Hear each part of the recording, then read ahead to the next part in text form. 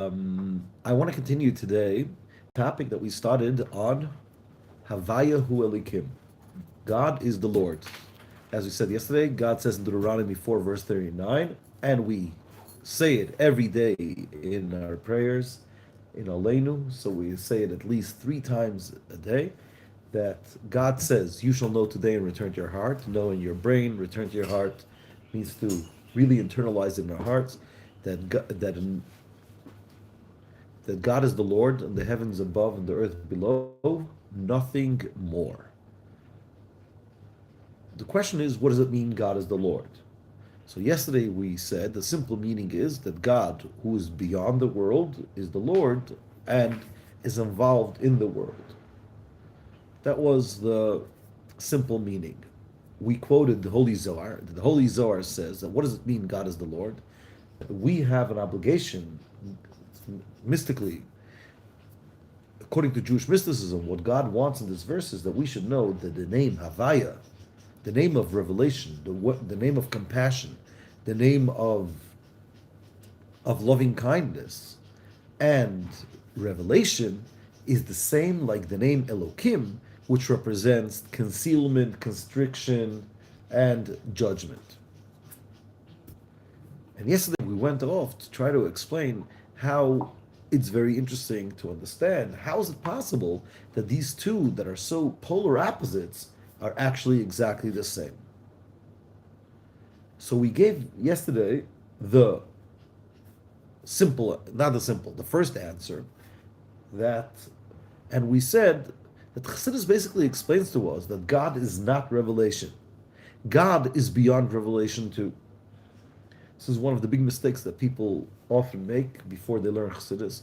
They think of God in terms of infinite or in terms of um, revelation or spirituality. We're still going to see that when we're going to talk a bit more about the idea that Judaism is about physical actions, different than quite contrary to a lot of other religions that it's all about the spiritual. And Judaism puts such a strong emphasis on the physical.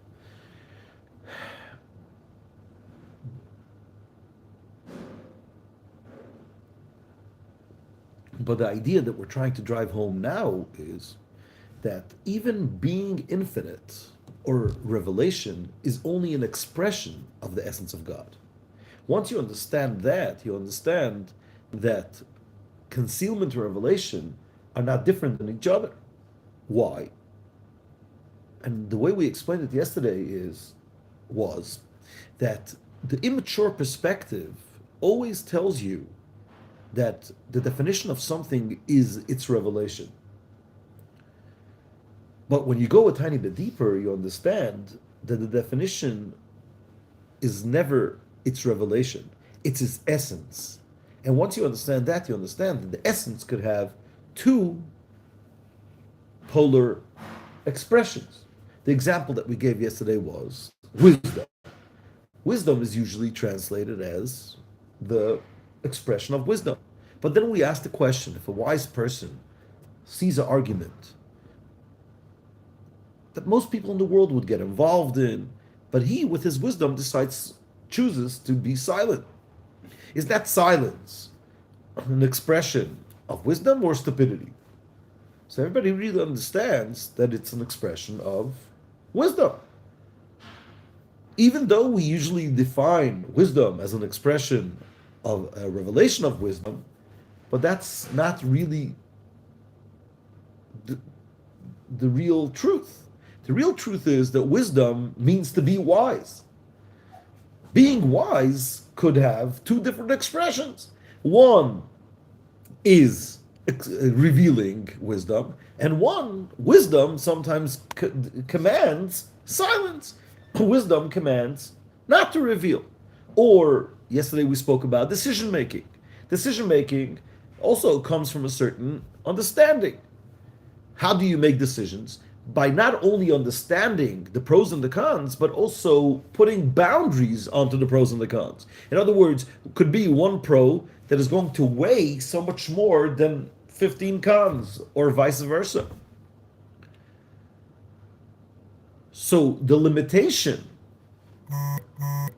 the boundaries, the borders of something, is not lower than its revelation. Constriction and infinitude, they're the one and the zeros, right? That so many things are in this world are made of revelation and its boundaries. They're not opposites. They are other expressions of the same thing. Another good example would be when you come up with a solution for something, or you come up with an idea. So some people will say, wow, that's an interesting idea. And they'll take this idea into so many different areas in life. But only if you really understand the idea, you know where this idea works and where this idea doesn't work. In other words, every idea has its yes, it's positive, but also has its borders, its boundaries. And in fact, understanding the boundaries of ideas sometimes takes much more talent and maturity than understanding the actual idea. Teachers know it, and this is a very interesting phenomenon, that when a kid asks a good question by mistake, sometimes kids ask a good question. It's very hard to give them a good answer, because usually the answers, I'm talking, let's say you teach a kid Gemara or Mishnah or Halacha, and he comes up with a very good question, with a contradiction. How do you usually have to answer such a question? What would be the art of answering that question? It's to put things into their right borders, into their right quadrants. That's nice. Yeah, and explain the difference between A and B, because A and B seemingly looks like a contradiction. So if a child comes and asks you a question about the contradiction of A and B, he might very well understand the question, but the answer will have a much harder time to understand, because the answers are usually based by explaining the boundaries of A, the boundaries of B, and why A and B are very different. Yeah, Keel, doesn't make sense.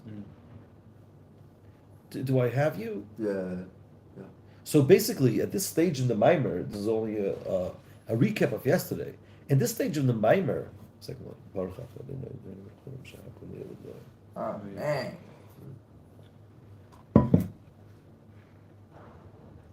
Oh, Shema.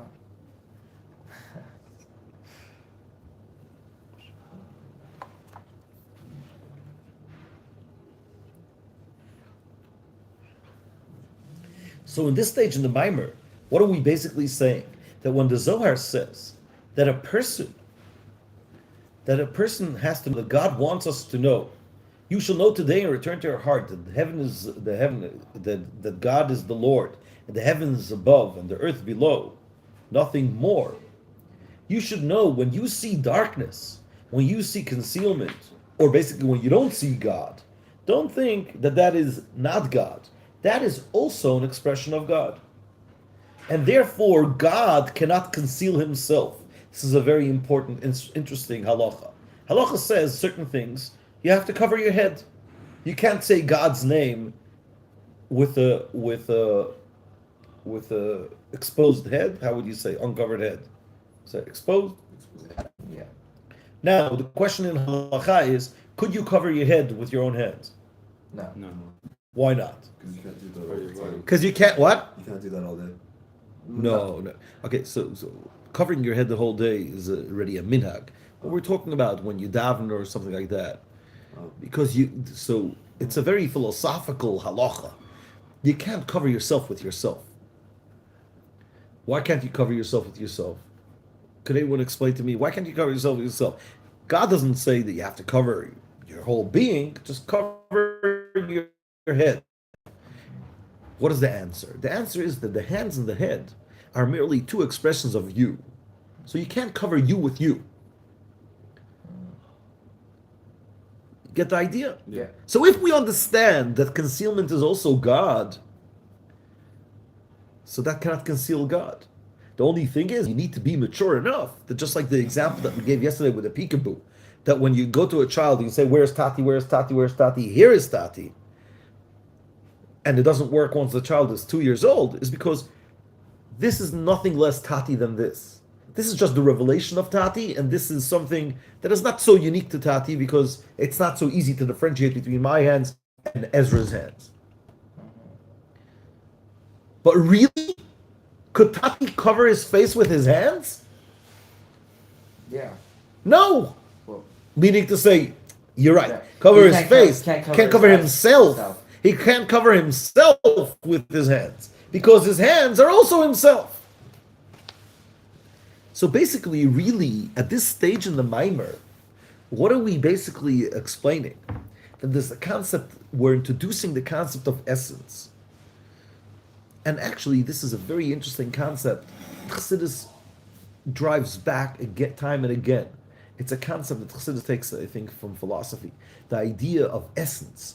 Essence means when you strip something from all of its expression, then you reach its essence. What is the essence of something? The essence of something is abstract. The essence of something is, for example, take the idea of a table. What would philosophy say? What is the definition of a table? legs. Oh, legs and Surface. legs and a surface. What if I would show you a table that doesn't have any legs? It's a piece of wood, or it's a board of wood, and it's hanging with chains from the ceiling. Is it not a table? It's still a table. Or someone would say, you know what a table is? A wooden plank on 4 feet. I'll show you a plastic plank on wooden feet. So what does that do to you? From a philosophical perspective, what does that do to you? It explains to you that the idea of table is abstract. What is a table? We'll have to think about a very good definition, but that definition has to be stripped from any type of expression. Because once it's an expression, it's not the table anymore. It's an expression of table. You understand the idea? I think this is originally an idea from Aristotle. But it was introduced, like I think the origins of this idea are originally from Aristotle, and then Maimonides brings it in the Guide for the Perplexed, which is one of the major philosophy books in Judaism. And then Chassidus uses it for a lot of things to understanding of God's essence. We'll discuss it in other classes why this is so important. But what Chassidus really believes is the real understanding of how to see God on his turf, not only to see God as a reflection of someone providing our needs. When you really start caring about about him, not about what you want out of him, comes through the understanding. But the main thing, what is important for our Maimer over here is that the idea of essence, you understand, it's not about God's revelation, it's about God. Now, God has 2 ways of expressing himself. One is through revelation, and one is through concealment. And concealment is also God. So when you don't see God, that, since there's nothing but God, that concealment, when you ask where is God, that is God. That is God. So it's like asking when daddy's covering his face, where is daddy? There's a famous story with the Alter Rebbe. The Alter Rebbe raised his grandson. Yeah, you know the story? The Alter Rebbe's grandson. The third Rebbe in Chabad. The first Rebbe in Chabad was who? The Alter Rebbe. Yeah, we're going to celebrate this week as the day of passing. His anniversary of his passing, the 24th of Tevet. He was the founder of Chabad Chassidus. He wrote the Tanya. He's called in Chabad the Alter Rebbe. What does Alter mean? The older, the old Rebbe. Then came his son, the Mittler Rebbe. The middle is middle, the middle Rebbe. And then came his grandson. But this grandson wasn't like a son's son, it was a daughter's son. He became Rebbe mainly because he was raised by his grandfather. Unfortunately, it's a whole long story. Unfortunately, his mother passed away when he was very young. So basically, his grandfather raised him. Not his father? No, his father left. Oh, wow. His father left. Unfortunately, his wife passed away young. I think he left Israel to Eretz Israel.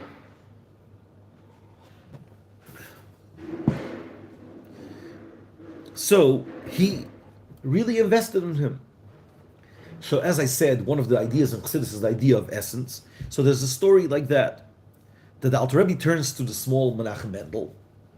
Menachem Mendel was the name of the Tzemach Tzedek, and he says, "Where is Zaidi?"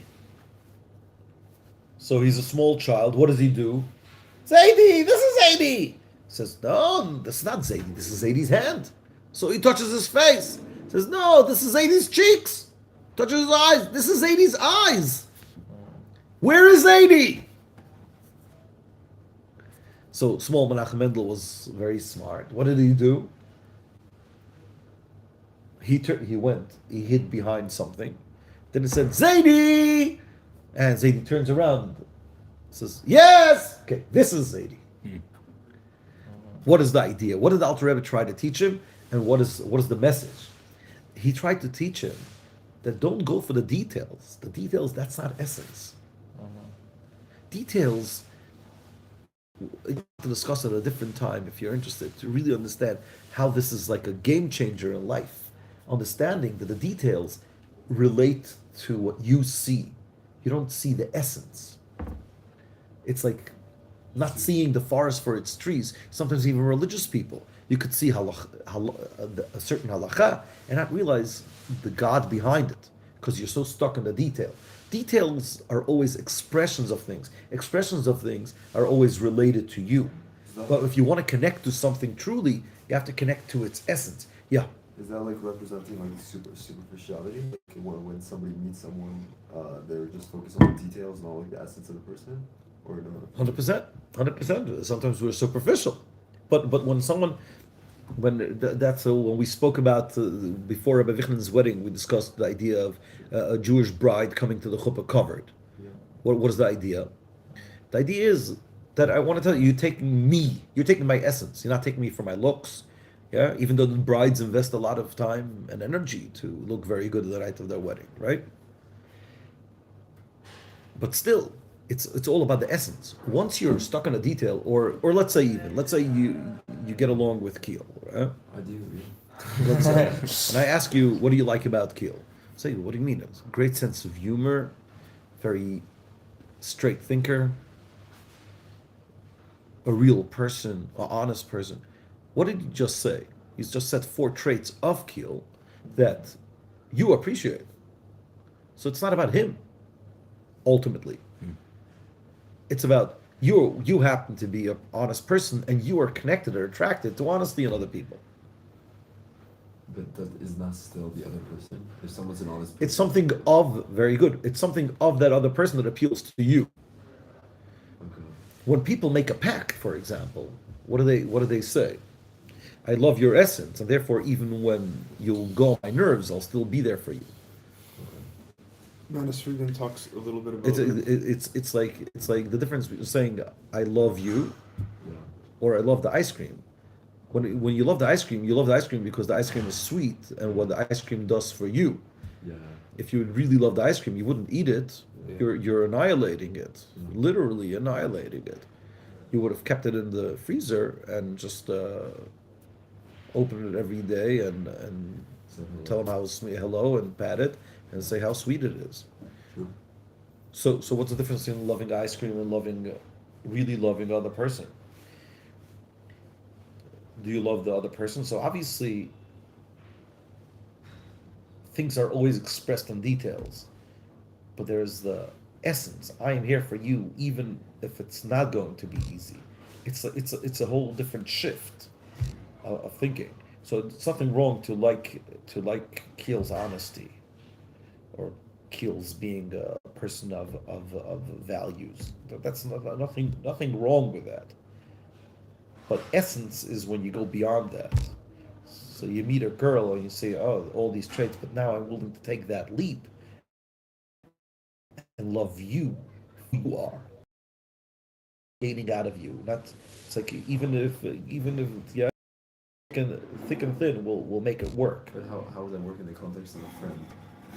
Same thing. You make a you. Like, isn't honesty their essence? Isn't being a good person? It's an their essence? expression. Right. Okay. So let's say you catch Keel once doing something dishonest. That's it. It's over. No. Okay. Why? Because you have the ability to see his essence beyond Oh, I see. the. So in the beginning, you'll be attracted to his values, but then I think you'll be there for him even things. There's in the Torah, there is one place that describes a friend. Anyone remembers where in the Torah does is someone called someone's friend? So the Torah says the following: Judah, one of the sons of Jacob, goes goes and sees a prostitute, and he is with her, but he doesn't have money to pay. So what does he give her as collateral? His staff, his wick, and his Rings? ring. Well, ring back in the day was a ring with a stamp, right? Then he wants to get back the collateral, so he wants to send payment.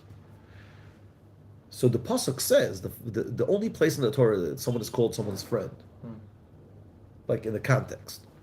There's another place that's like the ox of my friend, right? But it doesn't.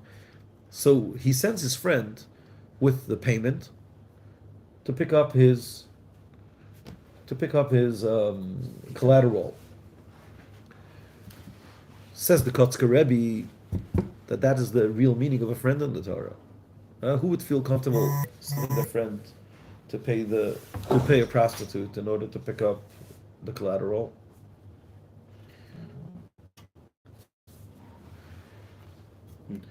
So what is a real friend? That you could send him to pay a prostitute because you feel so safe that they won't judge you. They won't judge you even for such a thing. Wow. This was a few weeks in the parsha, so it was my Shabbos table. I wanted like to get everyone's attention. Mm. So I said I want to confess about something. One I didn't use this example. I said one Shabbos afternoon I was very very hungry, and the only restaurant that was open in Ben Yehuda is the McDonald's. Mm. So I bought a cheeseburger, but it was Shabbos. I didn't have any money, so I left them with my ID card. So Sunday I was too busy at work, so I was looking for someone to go pick up the ID card. But I had to explain to him the story. Was Shabbos afternoon. I was so hungry, and I ate treif. Mm. And I asked them who over here has a friend that he would feel comfortable enough to send them to pick up their ID from McDonald's. So what is real love, Yosef? Real love is, but obviously I appreciate the person's values. But once he becomes my friend, a true friend is that I accept his essence. And even if he slips, even if he falls, even he doesn't have the ability to withhold his, not withhold, how do you say? Hold up. That's the hold up his values. It's still, I see his essence. Yeah. See his essence. The same as with marriage. Every time you make a pact, what are you basically saying? I want you. Going to make it work even when it's going to be tough. So in general, the idea of essence is a very powerful idea that comes up almost in every context in Chassidus. It's a game changer in terms of maturity and understanding how to differentiate, how to think also abstractly, but also how to differentiate something from its expression. So the same happens in our mimer over here. We are trying to explain what the Zohar says, that God is the Lord. And we say, how could you say God is the Lord? God, the name Havaya, is all about revelation. The name Elokim is all about concealment. How could there be one? Says yes, once you introduce the idea of essence, revelation and concealment are two expressions of the same God. Wow. But Chassidus is still not happy with this. Chassidus says, no. We need something deeper. Why? Because if the Holy Zohar says that God is the Lord, means that the name Havaya and the name Elokim are both the same, it's not enough to say that they're both the same in terms of expression. Also, their function has to be the same. And since the function of Havaya is revelation, Elokim also has to be a revelation. Not only an expression, but also a revelation. Comes Chassidus, and Chassidus explains, guys, make sure not that you're buckled in, you shouldn't fall out of your chair. Comes Chassidus, and Chassidus explains that what? That not only is the concealment an expression of God, it's a revelation of God. When you don't see God, God is expressing himself through that darkness. And that's where I used yesterday, and I said by mistake that I got ahead of myself. There's a concept called a deafening silence. What is a deafening silence? What's the difference between my example yesterday when I said the wise person is silent or a deafening silent? A wise person is silent was just an expression that a wise person knows that there's nothing what to do now. There's nothing what to say now. A deafening silence is a way to give a message. I'm communicating. Passive aggressive is a way of communicating. Comes Chassidus, and Chassidus says, don't forget your question, Yosef. Comes Chassidus, and Chassidus says that since that what the Zohar really wants us to know is that the concealment is also revelation. You just have to figure out how it's revelation. But God is constantly communicating to you. Not only should you, when there's no God or when you don't see revelation or someone is dealing with hardship in life, you ask, where is God? Will tell you the darkness is also God. No. More than that. You could communicate. You could connect to God through the concealment. The concealment is a way of talking to you. Why is God talking to us sometimes in a way of concealment? That's because sometimes that's the only language we understand. Sometimes this is the only way of communicating with us because we don't know how to deal with the revelation. For example, says the Rebbe Rashab in this famous mimer, with all what I spoke, all the things that I said is printed in the book To Know God by the Rebbe Rashab, and it's called V'yadata Moscow. It was said in Moscow. There's even a tale about this mimer, which wasn't confirmed by Hasidim, that the Rebbe Rashab was very ill. He had some cardiac issues, and he went to Moscow to go to the doctors. He came to Moscow, he said this mimer, and went back home. He didn't continue going to the doctor. So this story is not confirmed, but this is like one of the stories behind this mimer. Says the Rebbe Rashab in the mimer, you want to hear a good example about it? The example is from an example. A teacher is trying to teach some deep ideas, let's say about God with the Jewish people, but he's talking to kids. He's talking to people that can't think abstractly. So what does he do? He says a story about a king and his citizens, or a king with his son. Now, the child comes home, mommy asks, what did you learn today? He says, oh, the teacher taught us a story, a king with his son. Obviously, the mother will understand right away, just like the teacher understood when he was talking about the king and the son, who was he really talking about? God and the Jewish people. But for the child, because the child is still immature, what does he have over here? He has a story. He didn't get the idea. But in the story, the idea is encapsulated in the story. So the story is a concealment or a revelation? Revelation. It's a revelation. For the kids. For the kid, it's a concealment. because really the revelation would be the abstract idea. But since a kid doesn't understand abstract ideas, the way to impart that idea to the kid is by putting it into a story of a king and a child. But a king and a child is not a concealment, it's a concealment for the child, but not for the not for the parent, not for the teacher.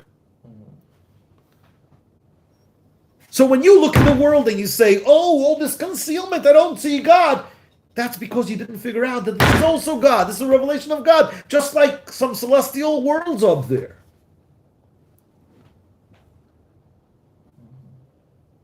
Yosef, what's your question? No, you answered. I already answered it. No. That's what they say. Good teachers answer questions before they're asked. No. What was the question? Still No, interested. no, It's like it's you're making me just, curious. I was just comparing like how one answers their question. But, it's all good. I don't know. No problem. You sure? Yeah. Great. Very good. You get the idea? Let me use another silly example that I came up with, and I'm not sure it's not the example from Chassidus, but let's say I tell Ezra, I want to give you $1 million. Just like you mentioned before, Mr. Beast. I want to give you $1 million for not missing a day of Chassidus and how many months? Never misses. And he doesn't even live over here. He comes all the way here at 7:30 every morning like a soldier. And he works the whole day for the Board of Ed. No.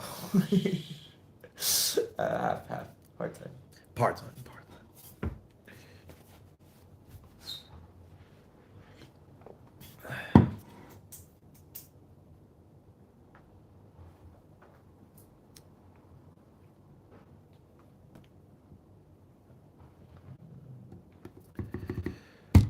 I remember when I missed days.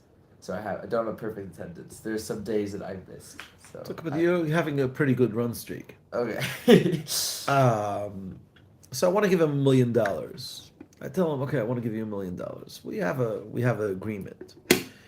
So he comes and starts asking for the $1 million, and he in his brain like sees like boxes of $100 bills, and then I tell him he feels maybe I'm leading him on. Am I really serious? But then I tell him, okay, in 2 months from now, the day comes closer, and he already every night, like in his dreams, he sees all those boxes, and he thinks I was going to bring the Brinks truck. You know, you have Brinks in Canada. Mm-hmm. What? The bank trucks, yeah. Yeah, the bank trucks. Oh, bank truck. It's called Brinks. Bricks. Brinks. Brinks. I've never heard Brinks that. is like it's the They have armored trucks. No, I know the armored trucks, but that's stuff like video It games. says them in Brinks. Oh, okay. Maybe there's other companies too. The famous company is Brinks. Yeah, I see. We have all those Brinks trucks helping you give the money and things like that. I'm sorry, taking the money, and then how are you going to keep the money at home? Like, so you need like a special alarm system, like you're going crazy. Right? Then it's already next week, and every day I see you, okay, yeah, next week, Monday morning, 10 o'clock, you'll come into my office. And like already you see my office full of boxes and things like that. Finally, the day comes. It's Monday morning, and you come into my office, and you're so disappointed. There's no boxes, no $100 bills like flying out of those boxes. There's literally an envelope on the table. So you're thinking to yourself, okay, maybe it's a check. Then you open up the envelope and you see it's not even a check. You led me on. It's a plastic card. It's a plastic card as big like as a business card or that type. And you are really, really ticked off.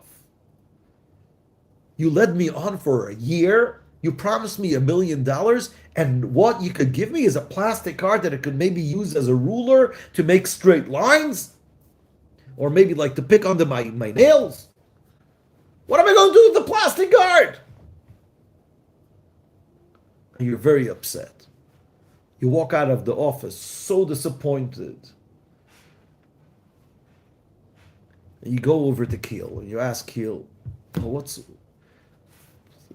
Keel asks you, why are you so disappointed? He says, I was promised $1 million. I got a plastic card. And Keel looks at you and says, oh, you're so... What are you talking about? This plastic card is exactly of the same value like $1 million. What is $1 million? The power of buying $1 million. This is exactly, it's not even a concealment. The reason why it was concealed is because giving you boxes of $100 bills, you wouldn't be able to handle it. You wouldn't have been able to carry it. You wouldn't be able to work with it. We're physical people. How does God connect to us? How does God talk to us? How does God relate to us? Through the physical world. So we come and we complain, oh, this concealment, I don't see God, I don't see this, I don't see that. Obviously you don't see God. Because you have to, what our task is to do is to understand that a credit card is exactly the debit card. Yeah, the debit card is exactly the same thing like $1 million. That's our task in the world. To understand that the concealment, that is God's communication. Not only it's also God in terms of expression, it's God's revelation to us, God's communication to us. There's no difference. There's no difference between the table and the most celestial concept in Atzilus. What do you mean there's no difference? Obviously there's a difference. This is $100. This is $100 boxes of $100 bills, and this is a plastic card. But the plastic card, it's true, it's a concealment. But it's a concealment only on the end of the receiver. But really, in this plastic card, if you know how to use this plastic card, it's exactly the same like the $1 million. Says Chassidus, and when you're going through a hardship in life, or when you have a temptation, what is a temptation? A temptation is a concealment of God. What does revelation mean? Revelation is when you wake up in the morning and you're happy to wake up in the morning, and you want to go learn some Torah, and after learning you want to go daven, and you want to try maybe to go to the mikveh, or maybe just to daven with a minyan, and after davening, you also learn something, maybe a Mishnah or two, and then you go to work, and at work too, you're connected to God, you see God, and then you come home, your family, and then you learn another few words of Torah. That's living an illuminated life. Well, what is a temptation? Temptation is suddenly I don't feel it. Not only sometimes I don't feel it, sometimes I have a temptation. I want to sin. I want to do. I don't like the word sin. It sounds too Christian. But you want to. I'm attracted to concealment, and then I start to wonder, where's God now? Why is this temptation driving me up a wall? Comes the Holy Zohar and tells us, no. There's nothing but God. The temptation is also God. And not only it's God, like, oh, he's coming to test you. He's communicating with you. It's a form of communication. You know, sometimes it happens sometimes in marriages, yeah, or in relationships. Yeah, you come home and you see that something is not, she's not happy. And then what is the one thing that men dread the most? So you ask her what's up, and she says, it's okay. It's okay. It's concealing. Or, I don't want to talk. Or, okay, we need to have a conversation. Or let's make it even more. Let's make it even more concealment. Come home, she doesn't want to come out of the room. So what does a stupid husband do? They say, okay, then you want to go out? Great. But if you're smart, you understand that that's deafening silence. That's like saying, no, you didn't call me. You didn't call me the whole day. You didn't care about me the whole day. It's a form of communication. It's like, do you really care? Do you still care about me? When you have a temptation in life, it's God sending you a text message. Hello, do you remember me? Because there's nothing but God. It's not. There's no Satan with the kingdom, with this whole Christian garbage that we like. Again, I didn't mean to belittle Christianity. Now that's not my point. But I'm talking to say it's like it's all based on Judaism, and they took this idea of Satan completely out. Like we said, Psalm 23. Even if I go in hell, I won't fear, for you are with me. Yeah, there's no. What do you mean? There's hell. Mhm. Hell. The Alter Rebbe says in Tanya, in the name of the Zohar, that when a person has a temptation, it's like a king that sends a prostitute to his son in order to test his morals. Mhm. So if you really understand that this prostitute was sent by the king, so you can't use the prostitute against the king. Yeah. You'll say, oh wow, dad really cares about me. He wants to check on me. Like he concocted this whole plot, yeah, in order to have a connection to me. Says the Holy Baal Shem Tov that when you have a concealment in life, lack of health, lack of wealth, lack of a shidduch, whatever, it's not lack of God. It's not even an expression of God. It's a revelation of God. And our task is simply to learn how to use that plastic card and reveal the $1 million in the plastic card. Sometimes it takes a few hours. Sometimes it takes a few years. Hopefully we should get the message right away.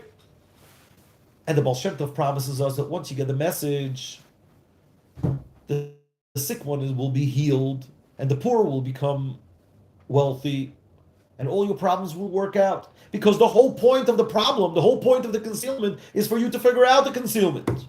You tell me, once Ezra figures out that plastic card is called a debit card, and you have to just go to an ATM, and you can take out money as much as you want. You can even take out $1 million. He won't do that, because what's the point? Yeah, just anytime I want to buy something, I'll just use a credit card. Will that credit card still be a concealment, or be the greatest revelation? Huh? Once you figure that out, revelation.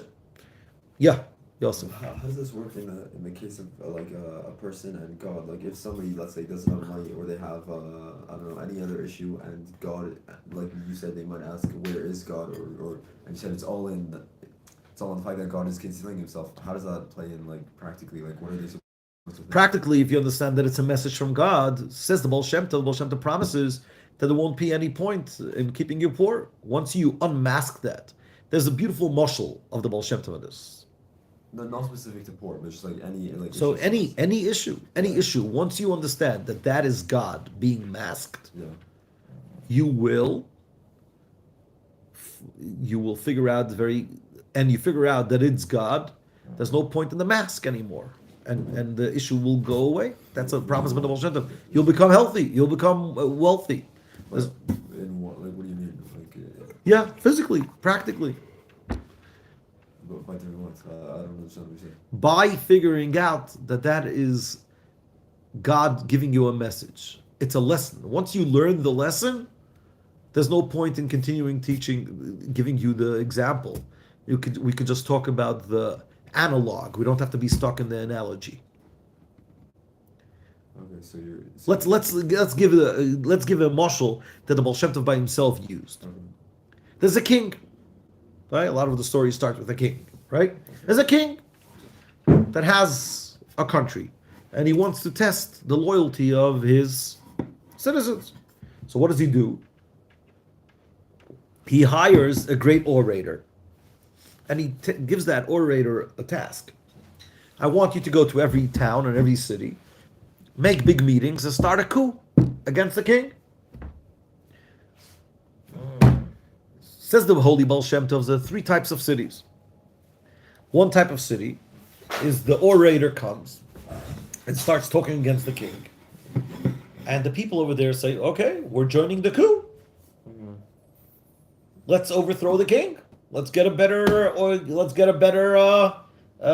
better government. Yikes. Government of the people. I don't know. The Bolshevik Revolution. They just fall for it.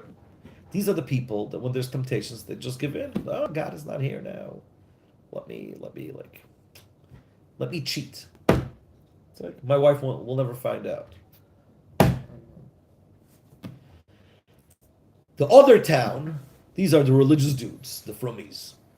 Whoa. The guy makes a big meeting in the city center, and he starts talking against the king, and they start fighting him, throwing stones, clubs, get out of here, never come back. How dare you talk against the king? These are the people that fight their whole lives. Fight temptations, fight darkness. No, we're going to be strong. Says the Holy Baal Shem Tov, then there is a very smart town. What is the smart? The people in the town that are smart. The guy starts talking, and he starts talking against the king, and all the people over there, they're brilliant people. They look around. Something doesn't make any sense. Who talks against the king? Everybody in this country loves the king.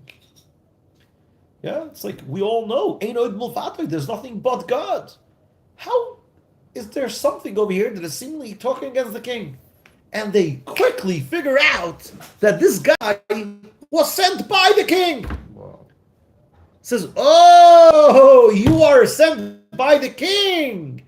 Guys, tonight, 9 o'clock, there's going to be a big farbrengen with a shliach of the king. We're going to ask him how the king is feeling and how the king is doing and how the king really wants to know about us. Now, that night by the farbrengen, they bring the best whiskey and the best beer and the best vodka and the best foods, and it's a whole celebration. I want to know, that orator over there at that meeting, will he still talk against the king? No, once you unmasked him, it's gone. So says the Baal Shem Tov, once you understand that this problem that you're having is God communicating to you, and you understand that that's God, like, relating to you, there's no point in playing the game anymore. Say, God, I know that you're there. And the Baal Shem Tov promises what I'm saying now. You could look it up. It's in Toldos Yaakov Yosef, Parshas Vayakel. There's a book, the first Hasidic book printed, even before the Tanya. The Baal Shem Tov promises that once you get the message and once you see God in the problem will get solved, and everything will work out. And the sick will be healed, and the poor will become healthy, and you'll get your dream job, whatever you want. Yes, Yosef, what's your question? I was just gonna say, like, how is somebody supposed to know what the reason is? Like, if someone's, let's say, sick, how are they supposed to know why they're sick? Like, It's not why. It's not why. We don't know. But we know that it's God. But you said once you figure out the message. Yeah, but the message is not necessarily what exactly the message is. Even though usually there's also a message, but that's something. I know people that live that way, and it makes it, on one hand, it makes it easier, but I don't want to, like, I never saw it clearly in Chabad Chassidus to figure out what the message is. So that's why I don't want to push it. So then, what did you mean when you said? Then it's that it is God. That's more a general message. It's, to be honest, like for me personally, it works better when I try to figure out like more the details of the message. It's really very redeeming. But again, the idea is not so much the message, because once you turn it into the message again, it could be very self-centered. But the point is that you have to understand that it's God. It's not God not being here. It's God operating you. So to understand exactly the operation, sometimes you don't really need to understand that it's the doctor. or why the doctor is doing it. But if you're in a hospital and you trust that hospital, you understand that it's over there to. For example, let me use an example. The Talmud says that Israel is acquired with pain.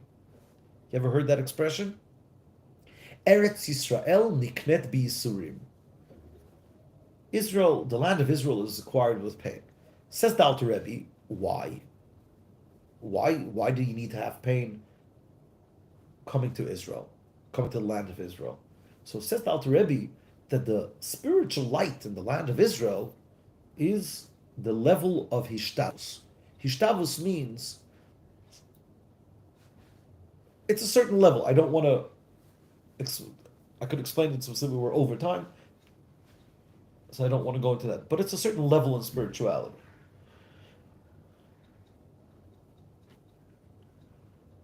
So basically, if a person gets the message right away, he doesn't have to go through those hardships anymore.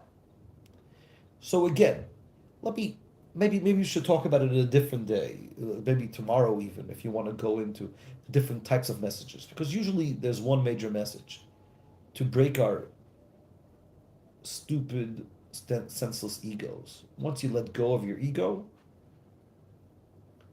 but again, it's not Isn't letting that go of the your ego. message? What? Isn't that the message? Like before you said it, we don't know the message, but like, isn't that the message? So Like, I'm saying again, I said the general message is usually that. Some people believe in like breaking down the message into very details, but then it could be very dangerous. First of all, for two reasons. First of all, it could become very self-centered. But then also you go crazy. It's like what is exactly the general message is that we're not independent beings, and that we're over here in the world as an extension of God in order to make the world a better place, and to let go of our egos. That's the general message. But our egos, it's again, it's not just to let go of our egos in order to become like more successful people, like more letting go of our egos because the only real existence is God. And then you switch, instead of being, so to say, a recipient of God, you become an extension of God to the world. And once you are a conduit of God, once you're an extension of God, once you see yourself as an emissary of an ambassador of goodness and kindness, so you basically align yourself and you get in sync with the godly message in the world, to be a light upon the nations, to be a light upon your family, to bring goodness and kindness in the world. So you're basically in sync with the ultimate good, then you'll just be a conduit of health, wealth, happiness, and then basically the life that in the brain of a chassid. I feel so bad that I'm destroying this. This should be a series of classes, and I'm putting it into 30 seconds. Is that we understand that all the problems of lack of health or wealth or anything is when we fall out of that synchronicity. And usually the way of falling out of that synchronicity is by our egos. And the problem again, it's not because ego is stupid. Yeah, like Dale Carnegie would say, okay, if you're stuck in your ego, you're going to destroy your ability to make friends and influence people. It's because of a divine message. Because when it's about me, then it's not about something greater than me, which happens to be God. And then when I fall out of the synchronicity, that's when lack of health or wealth come into the game. But once you go back, it's like when you unplug something from the wall, right? So maybe continue working for another few minutes, but to be in sync. That's the idea of happiness. All the ideas of Chassidus all go back to the general idea of unity of God. And what is the meaning of unity of God? Unity of God means that He exists and I don't exist. What do you mean? But I do exist. I exist as a conduit, as an extension of Him, and not being stuck in my ego. God forbid, we should discuss it more in length, but God forbid, let's say cancer. Yeah, cancer was the biggest killer nowadays, or the second to the biggest. What is the biggest? Cardiac things or cancer? Cardiac stuff, but it's a guess. I think for cardiac stuff, we figured it out more or less. There's so many good treatments with stents and all these things. But what is cancer? Cancer, by definition, I just find out that a cousin of mine has cancer. So this, may this teaching be for her for Shlema, like a first Amen. cousin, Amen. a young woman. What is cancer? Cancer is when a few cells in the body, instead of being in sync with the general desire of life of the body, they gain ego. Yeah, what does it mean ego? They say, okay, we have our own plan. And that's when they start duplicating themselves and a tumor grows. And that tumor, or that cancerous cell, those cancerous cells, they continue suckling energy from the body, but they're fighting the body, which is actually exactly with a big body that is called the world. What is the life of the body? God is the life of the body. And instead of being in sync with that life, the person suckles from the life of the world and says, no, I am the one that runs the world, at least my world. I don't need God, or even if I do need God, okay, he's helping me, but I am egotistic, I'm an independent being. So when a cancerous cell says I'm independent from the general body and starts acting with its own autonomy, that's exactly what cancer is.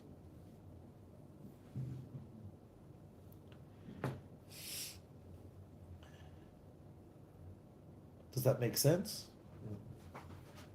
So really, what is the message? The message is, first of all, to see God in everything. And once you start seeing God in everything, is to understand how you could always synchronize yourself with God and his message. It's like a shift in the brain. Instead of being on the receiving end, to be a part of that conduit. And when you understand that there's nothing but God, and you could use every opportunity, every situation to get in touch with that synchronicity, that is the best healer, the best healer and the best wealth giver, and all the issues in the world vanish, and you're basically like plugged in with the source of goodness and kindness in life. How does Moses say? Moses says in the first chapter of Deuteronomy, "Va'atem hadvekim b'Hashem Elokeichem, chayim kulchem hayom." And you, those that cling onto God, you're alive today. Why? Because God is the ultimate life. It's the only true life. Cancerous cells also live, but their life is not real life. They're death, really. It looks like life. But real life is when you cling upon God. And when you cling onto God, there's the ultimate goodness and kindness. There's the ultimate, the ultimate life. Life of meaning, life of purpose, life of health, wealth. Whatever you do, you don't get stuck in your ego. You could think clearly. You could be a real loving partner. You could be a real loving brother. You could be a real loving son. You could be a real loving father. It's like once we get out of all of our traumas and stuckness.